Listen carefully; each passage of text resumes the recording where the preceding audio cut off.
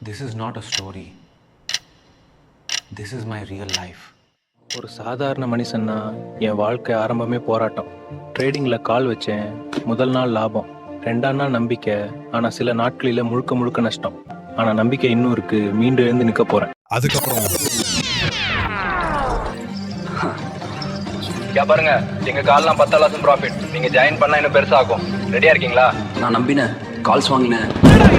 இன்னும் 29 லட்சம் போயிட்டது. அதுக்கப்புறம் அக்கவுண்ட் ஹேண்ட்லிங் கூட கொடுத்தேன். அப்பவும் நஷ்டம் தான். அப்பதான் எனக்கு புரிஞ்சது இது எல்லாம் ஸ்கேம். யார் சொன்னாலும் பை செல் பண்ணி நிறைய லாஸ் பண்ணிட்டேன்னு உணர்ந்தேன். அதுக்கப்புறம் நிறைய கிளாஸஸ் ஜாயின் பண்ணேன், லேர்ன் பண்ணேன். ஆனால் எல்லாரும் டிஃப்ரெண்ட் ஆன்சர்ஸ்.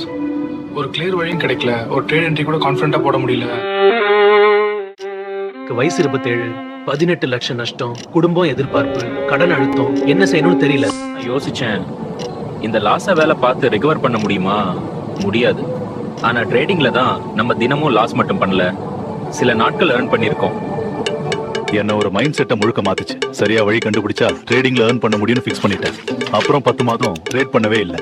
சார்ட்ஸ் மட்டுமே பார்த்தேன். ஒரு நாள் சில கேண்டில்ஸ் எனக்கு கிளிக் ஆயிடுச்சு. அதை யூஸ் பண்ணி என்ட்ரி பிளேஸ் பண்ண ஆரம்பிச்சேன். அதுக்கப்புறம் ட்ரேடிங் பிளான் போதுன்றேன். ரிஸ்க் மேனேஜ்மெண்ட் செட் பண்ண, minimum loss maximum profit, stop லாஸும் டார்கெட்டும் கிளியரா செட் பண்ணா ரிசல்ட் பார்த்தா ஃபுல்லா புரிக்குது. ட்ரேட் க்ளோஸ், லாபம் எடுத்துட்டேன். அதுக்கப்புறம்